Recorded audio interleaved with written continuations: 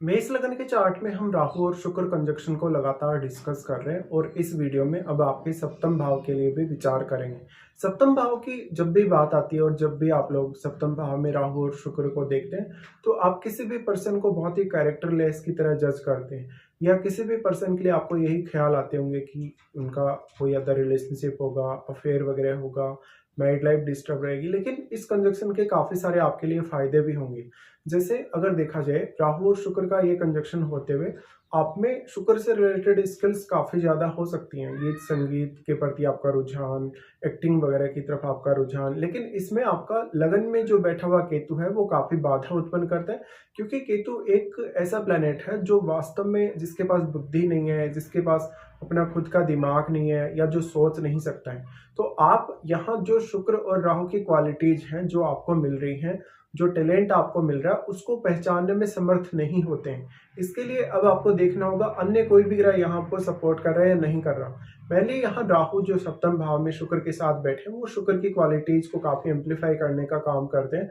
और जब भी क्वालिटीज एम्पलीफाई होती हैं तो ऑटोमेटिकली आप किसी न किसी के प्रति बहुत ज्यादा अटैच्ड रहेंगे, किसी न किसी के प्रति आप बहुत ज्यादा रिलेशनशिप में आने की कोशिश करेंगे या ब्लाइंडली किसी पर भी ट्रस्ट कर लेंगे। अब राहु एक चीटर जैसा प्लेनेट है और वो बहुत ही ज्यादा ऑब्सेशन डेवलप करता है। तो जब भी आपका किसी की तरफ अट्रैक्शन होता है या किसी से आपकी फ्रेंडशिप होती है तो वहां पे फिजिकल रिलेशनशिप की जो चाहत है वो डेवलप होती है। उसके बाद से आपका अफेयर वगैरह होना चालू होता है और फिर आपकी लव मैरिज की जो पॉसिबिलिटीज हैं वो भी काफी स्ट्रांग होती हैं इस केस में। तो लेकिन यहाँ आपको ये सब पहचानने के लिए, क्योंकि लगन में केतु बैठे हैं, तो केतु पूरी की पूरी जो लगन की एनर्जी है उसको एब्जॉर्ब किए रहते हैं। इस वजह से आप ये सामने वाले पर्सन को सही तरीके से जज नहीं कर पाते हो। अब क्योंकि ये क्वालिटीज आपके जीवन साथी में भी काफी ज्यादा हो सकती है, क्योंकि राहु और शुक्र आपके सप्तम में बैठे हैं, तो आपका पार्टनर लुक वाइज बहुत ही अच्छा हो सकता है कभी कभी। लेकिन इस केस में आपको बिल्कुल उल्टे परिणाम देखने को मिलेंगे। तो आप इस तरीके से जज कर सकते हैं कि राहु और शुक्र अगर आपके सप्तम में है तो या तो आप स्वयं बहुत ही ज्यादा अट्रैक्टिव होंगे और लोग आपको बहुत ही ज्यादा अट्रैक्टिव की तरह ही जज करेंगे, और या तो फिर आपका पार्टनर बहुत ज्यादा अट्रैक्टिव होगा लुक वाइज। लेकिन ये सिर्फ और सिर्फ राहु का इल्यूजन है वास्तव में।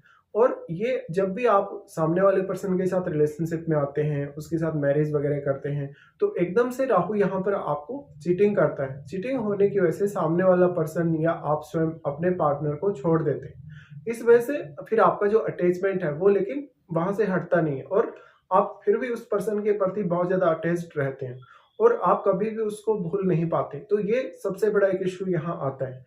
राहु शुक्र का कंजक्शन है सप्तम भाव में, तो फिल्म इंडस्ट्री वगैरह में काम करना आपके लिए बहुत ही बेटर होगा। शुक्र यहाँ पे आपके चार्ट में दूसरे घर के स्वामी और सातवें घर के स्वामी वो स्वयं है, इसलिए धन और लग्जरी की चाहत भी उतनी ही ज्यादा देगा।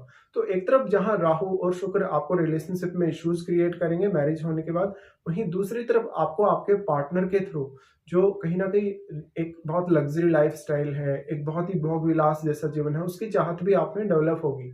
लेकिन ये सारी की सारी जितनी भी चाहत या जितना भी ऑब्सेशन आप में डेवलप हुआ है वो आपको एक समय बाद ये लगेगा कि बिल्कुल गलत था, या कहीं ना कहीं आप गलत थे या तो आपका पार्टनर गलत था। अब इस केस में क्योंकि ये सप्तम भाव में कंजक्शन बन रहा है तो आपके पार्टनर के आपके साथ डिवोर्स होने के चांसेस ज्यादा स्ट्रांग होंगे। और इस वजह से आपको किसी पर भी बहुत ही ज्यादा ब्लाइंडली ट्रस्ट नहीं करना चाहिए। अगर यहाँ जुपिटर का एस्पेक्ट हो और अगर जुपिटर आपके चार्ट में बहुत ही वेल प्लेस्ड हो तो कुछ हद तक आपको थोड़ी सहायता मिल सकती है अपने रिलेशनशिप को एडजस्ट करने में। लेकिन यहाँ पर आपको देखना होगा अन्य कौन कौन से ग्रह यहाँ पर अपना संबंध सप्तम भाव से बना रहे हैं, वो ग्रह भी आपको कुछ हद तक सपोर्ट अवश्य कर सकते हैं। यहाँ पे आपके सप्तम भाव में जिस भी प्लेनेट का प्रभाव है उस प्लेनेट को आपको देखना होगा। साथ में अगर कोई प्लेनेट यहाँ राहु और शुक्र के साथ बैठा है तो वो प्लेनेट की जो क्वालिटीज है वो भी बहुत ज्यादा एम्पलीफाई होंगी, या उस प्लेनेट की क्वालिटीज को लेकर भी आपको काफी ऑब्सेशन रहेगा। मोस्टली अगर सूर्य का प्रभाव है सप्तम भाव पर, अगर मंगल का प्रभाव है, तो आपके शुक्र से रिलेटेड जो चाहत है वो और भी ज्यादा स्ट्रांग होती जाएगी। तो लाइफ में भोग विलास या लग्जरी की तरफ आपको ये सब काफी ज्यादा प्रेरित करेगा। लेकिन एक्चुअल में आपके लगन में तो केतु स्थित है, तो केतु स्थित होने से एक समय बाद जब भी आपका केतु एक्टिव होगा लगभग 40-45 की एज के आसपास, उस समय आप ये रियलाइज करेंगे कि जो भी आपको ऑब्सेशन था वो बिल्कुल गलत था, या वो आपका ऑब्सेशन जो है कहीं ना कहीं एक राहु की वजह से क्रिएट किया गया एक इल्यूजन था आपके माइंड में। तो यहाँ पे जब भी एक रियलिटी आपके सामने आएगी तो आपको लगेगा कि आपने बहुत ज्यादा गलतियां की हैं, इवन अपने पार्टनर को चूज करने में या किसी के भी साथ फ्रेंडशिप करने या रिलेशनशिप में आने में भी आपने काफी ज्यादा गलतियां की हो सकती हैं। अब स्त्रियों के केस में ये सारे के सारे प्रभाव काफी ज्यादा स्ट्रांगली बढ़ेंगे, क्योंकि शुक्र स्वयं स्त्री को ही रिप्रेजेंट करते हैं, और अगर स्त्री के चार्ट में ऐसा कंजक्शन बनेगा तो फिर उसके बहुत ही ज्यादा अट्रैक्टिव होने के चांसेस भी बढ़ेंगे। लेकिन आपको ये देखना होगा कि केतु के साथ आपके लगन में कौन सा प्लेनेट स्थित है, क्योंकि केतु यहाँ फायरी साइन में, मोस्टली हम ये मानते हैं कि फायरी साइन में केतु बहुत अच्छा रिजल्ट प्रदान करते हैं, लेकिन जब वो लगन में आते हैं तो केतु का प्रभाव काफी ज्यादा स्ट्रांग हो जाता है। इस वजह से आप बहुत ज्यादा शॉर्ट टेम्पर्ड हो सकते हैं। अगर मंगल का प्रभाव या सूर्य का प्रभाव भी अगर लगन पे होगा तब इसकी पॉसिबिलिटी और भी ज्यादा बढ़ जाएगी। तो आपकी जो एक्सपेक्टेशन है या जो आपका ब्लाइंड ट्रस्ट है किसी पर भी, वो बहुत ही ज्यादा स्ट्रांग होगा। यहाँ पे अब जो राहु शुक्र के साथ कोई भी प्लेनेट अगर बैठा है तो वो प्लेनेट की क्वालिटीज बहुत ज्यादा इनहेंस होंगी और मल्टीप्लाई होंगी।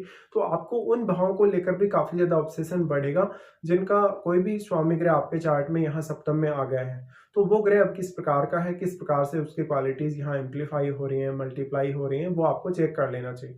तो अब इस बात की संभावना बहुत ज्यादा है कि आपका जो पार्टनर होगा, जो जीवन साथी होगा, वो बहुत ज्यादा अट्रैक्टिव होने के चांसेस हैं। अब जो आपकी शुक्र से रिलेटेड एक्सपेक्टेशन है ये आपके जीवन साथी से आपको होंगी, और आपका जीवन साथी आपके साथ बहुत बड़ी बड़ी बातें करेगा, बहुत ही ऐसे दिखावे वाली शो ऑफ वाली बातें करेगा जिनको आप बिल्कुल सच मान लेंगे। और आप किसी पर भी, इवन पार्टनर पे तो ट्रस्ट करेंगे ही करेंगे मैरिज से पहले, लेकिन किसी अन्य पर भी बहुत ही जल्दी आप ट्रस्ट कर सकते हैं, और यही आपकी सबसे बड़ी भूल होगी। यहाँ पे अगर हम राहु और शुक्र की दृष्टियों के हिसाब से विचार करेंगे तो यहाँ पे शुक्र का एस्पेक्ट आपके हालांकि लगन पे ही होगा, लेकिन राहु सबसे पहले आपके 11th हाउस को एस्पेक्ट कर रहे हैं। तो अब 11th हाउस आपका एक्सपेक्टेशन का घर है, कहीं ना कहीं अपेक्षाओं का घर है, आपकी इच्छाओं का, मनोकामनाओं का घर है। तो ऐसा राहु आपके एक्सपेक्टेशन को और भी ज्यादा मजबूत करेगा। डिपेंड करता है कि राहु यहाँ आपके सप्तम भाव में कितना ज्यादा स्ट्रांग होकर स्थित है। मान लो अगर आपके राहु शुक्र के साथ हैं तो शुक्र मान लो अगर वक्री कंडीशन में है तो आपको ये सारे के सारे रिजल्ट में और भी ज्यादा कमी दिखेगी कहीं ना कहीं, क्योंकि आप यहाँ जितना ज्यादा एक्सपेक्ट करेंगे उतना ही ज्यादा आपको राहु यहाँ इल्यूजन देगा, और उस इल्यूजन की वजह से आपको नुकसान होने की जो संभावना है वो और ज्यादा बढ़ जाएगी।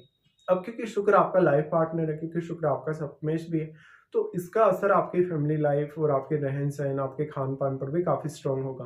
तो राहु का जो प्रभाव आपके 11th हाउस पर पड़ रहा है, इस वजह से शुक्र से रिलेटेड आपके लिए कोई भी प्रकार का बिजनेस करना बहुत अच्छा रहेगा, लेकिन पार्टनरशिप से हमेशा ही आपको बचना चाहिए। जैसे आप कोई मिठाई की दुकान चला सकते हैं, कोई कैफे वगैरह खोल सकते हैं, रेस्टोरेंट वगैरह खोल सकते हैं, होटल वगैरह खोल सकते हैं, या कोई भी इस प्रकार का ज्वेलरी रिलेटेड भी काम कर सकते हैं। और आपका जो पब्लिक डीलिंग होगा, पब्लिक डीलिंग में आप अगर सामने वाले पर्सन पे बहुत ही जल्दी ट्रस्ट करते हैं उतना ही ज्यादा आपकी प्रॉब्लम्स यहाँ बढ़ेंगी। तो ये सब आपको ध्यान रखना चाहिए। अब क्योंकि शुक्र यहाँ पे वो सेकंड लॉर्ड होके सप्तम में आ रहे हैं तो यहाँ बिजनेस के थ्रू आपको गेन होने के चांसेस बहुत ज्यादा है, या बिजनेस के थ्रू आपके धनवान होने के चांसेस भी बहुत ज्यादा है। तो आप अपनी स्वयं की फैमिली को अपने बिजनेस में इन्वॉल्व कर सकते हैं, लेकिन पार्टनर पे आप डिपेंडेंसी ना रखें। पार्टनर पे जितनी कम आपकी डिपेंडेंसी होगी उतना ही ज्यादा आपको फायदा मिलेगा। इस केस में राहु और शुक्र दोनों सप्तम में साथ हैं तो डिवोर्स होने की पॉसिबिलिटी बहुत ज्यादा सडन है और बहुत ही ज्यादा बढ़ जाती है मैरिज होने के बाद में। तो मैरिज से पहले जो आप कर रहे हैं और मैरिज से पहले जो जो भी आप एक्सपेक्ट भी अगर कुछ भी कर रहे हैं, और मैरिज के बाद जो वास्तविक स्थिति होगी वो बहुत ज्यादा डिफरेंट होगी मैरिज से पहले की तुलना में। इसलिए यहाँ पर आपको बहुत ही सही तरीके से कोई भी एक ऐसा पर्सन चाहिए जो गाइड कर सके, क्योंकि आपके लगन में तो केतु स्थित है जो आपको सही डायरेक्शन में जाने नहीं देंगे। आप ऐसे लोगों पे ट्रस्ट करेंगे जो बहुत ज्यादा फिजूल वाले लोग हैं, या जिनकी कोई वैल्यू नहीं है, या जो बहुत ही फ्रॉड टाइप के लोग हैं। अब राहु शुक्र के यहाँ होते हुए और आपके लगन में केतु के होते हुए आप सही पर्सन को सही तरीके से जज कर ही नहीं सकते कि कौन आपके लिए सही है, कौन आपके लिए गलत है। तो यहाँ आपका जो जजमेंट होगा उसका भी बहुत ही महत्वपूर्ण रोल होगा अगर आपको कोई भी समस्या होती है। अब केतु के साथ बैठे हुए ग्रह को देखिए, केतु के साथ बैठा हुआ जो भी ग्रह है वो आपके चार्ट में जिन जिन भावों का स्वामी है उन भावों के लिए आपको जीवन में बहुत ज्यादा इल्यूजन रहेगा, और आपको उन भावों से रिलेटेड कोई भी प्रकार का डिसीजन लेने या कोई भी प्रकार का कार्य करने के लिए जीवन में बहुत ज्यादा मेहनत करने की आवश्यकता है। अब राहु और शुक्र दोनों का ही प्रभाव आपके लगन पे है, तो राहु आपके लगन को भी वैसे तो एम्पलीफाई करने की कोशिश कर रहे हैं, बट यहाँ जितना भी जो भी एनर्जी आ रहा है, चाहे वो शुक्र का है, चाहे राहु का है, या राहु शुक्र के साथ अगर आपके सप्तम में कोई भी प्लैनेट बैठा है, तो उस प्लैनेट का भी जो एनर्जी है, केतु सारा का सारा एनर्जी एब्जॉर्ब कर रहे हैं। तो यहाँ आपको राहु और शुक्र से रिलेटेड चीजों को लेके काफी ज्यादा कमी पैदा हो रही है, और आपको लग रहा है कि वास्तव में आपके जीवन में बहुत ही ज्यादा इन चीजों को लेके कमी है। तो शुक्र को लेके भी अब आपको इसी तरीके से एक बहुत ही ज्यादा भ्रम रहेगा कि आपके जीवन में लग्जरी की कमी है, भोग विलास की कमी है, या धन की कमी है। तो आपको कितना भी ज़्यादा धन मिल जाए, कितनी भी ज़्यादा समृद्धि आप मिल जाए या आप पालें, या आप कितने भी ज़्यादा समृद्ध हों, कितने भी ज़्यादा धनवान हों, लेकिन वो वास्तविक स्थिति आपको अनुभव होगी ही नहीं कि वास्तव में आपके पास कितना वेल्थ है। अब यहाँ से अगर देखा जाए तो राहु केतु को एक सीमा तक ही प्रभावित कर सकते हैं, क्योंकि 180 डिग्री का एंगल है दोनों के मध्य, तो उतना ही प्रभाव यहाँ राहु का रहेगा। तो एक बहुत अच्छा बैलेंस बना है राहु और केतु के मध्य। बट क्योंकि शुक्र बहुत ज्यादा मल्टीप्लाई हुए हैं, तो शुक्र अपना काफी स्ट्रॉन्ग प्रभाव आपके लगन पर डालेंगे, और इसी वजह से आपका अट्रैक्शन और आपकी छवि कहीं ना कहीं बहुत ज्यादा प्रभावशाली होती है। बट केतु यहाँ सारी की सारी एनर्जी को एब्जॉर्ब करने का काम कर रहे हैं, तो वो आपको पर्सनली वो सब चीजें फील नहीं होने देते हैं। उसके बाद राहु का दृष्टि आ जाता है आपके थर्ड पे। देखिए, इस प्रकार का राहु जब भी थर्ड हाउस पे दृष्टि डालेगा, तो आपको ट्रेवलिंग बहुत ज्यादा देगा, आपको क्रिएटिविटी बहुत ज्यादा देगा, और शुक्र से रिलेटेड क्वालिटीज भी बहुत ज्यादा देगा। लेकिन आपके जीवन में जो भी आप रिस्क ले रहे हैं, क्या आप सही डायरेक्शन में जा रहे हैं या नहीं जा रहे हैं, क्या आप सही डायरेक्शन को चूज कर पा रहे हैं, या जो डिसीजन आप ले रहे हैं अपनी जिस भी डायरेक्शन में आप जाना चाहते हैं उसके लिए, वो सही है या गलत है, ये आपको जज करना थोड़ा मुश्किल होगा। तो थर्ड हाउस पे राहु दृष्टि डालें, तो थर्ड हाउस रिलेटेड आपकी जो जैसे कम्युनिकेशन एबिलिटी है, आपको पब्लिक डीलिंग में जो भी क्षमता आपको चाहिए, वो सारी की सारी यहाँ राहु देने का कार्य कर रहे हैं। लेकिन आपको क्योंकि इन सब का रियल आभास नहीं हो सकेगा केतु लगन में होने की वजह से, और इस वजह से आप कभी कभी बहुत बड़ा धोखा भी खाएंगे। तो अब आप जितने लोगों के साथ भी जीवन में पार्टनरशिप करेंगे, चाहे वो एक मैरिज के लिए पार्टनरशिप है, चाहे वो एक बिजनेस पार्टनरशिप है, किसी भी तरीके से, तो यहाँ आपको काफी ज्यादा सावधानी रखनी होगी। और जैसे ही आप किसी से मैरिज करते हैं, उस पर अपना डिपेंडेंसी धीरे धीरे कम करते जाएं। जितना ज्यादा आपकी डिपेंडेंसी पार्टनर पे रहेगी, उतना ही ज्यादा इस बात की पॉसिबिलिटी है कि आपका डिवोर्स होगा या आपका सेपरेशन होगा। बट इस केस में क्योंकि आपका कभी कभी पार्टनर के साथ बहुत ज्यादा इल्यूजन पैदा हो जाता है, आप किसी और के साथ फ्रेंडशिप रखते हैं, किसी और के साथ रिलेशनशिप में होते हैं, इवन मैरिज करने के बाद भी ऐसी स्थितियां डेवलप होती हैं। और जैसे ही आपका ये सब पकड़ में आता है, तो आपका जीवन साथी सडनली आपको चीट करने लगता है। तो ये सारी की सारी स्थितियां आपके सामने आ सकती हैं। अब इस केस में लव मैरिज होने के चांसेस बहुत ज्यादा होंगे। किसी अदर कल्चर या अदर कास्ट या अदर रिलीजन के पर्सन से आपके मैरिज होने के चांसेस भी बहुत ही ज्यादा स्ट्रांग होंगे।